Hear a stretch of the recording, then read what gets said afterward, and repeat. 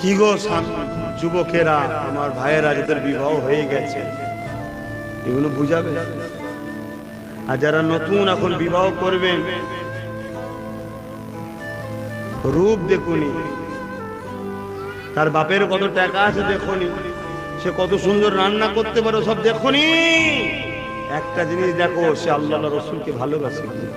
যদি আল্লাহ রসুলকে ভালোবাসে, তুমি তাকে ঘরে রেখে বাইরে যাবে, কোনো টেনশন নেই। তোমার চোখে রাহলে সে কখনো তোমার সাথে ধোকা দেবে না, কেন তার অন্তরে আল্লাহর ভয় আছে, নবীর প্রেম আছে। আর তুমি সব দেখছো, এটা দেখছুনি, তোমার চোখে রাখলে কি হচ্ছে আল্লাহই ভালো জানে।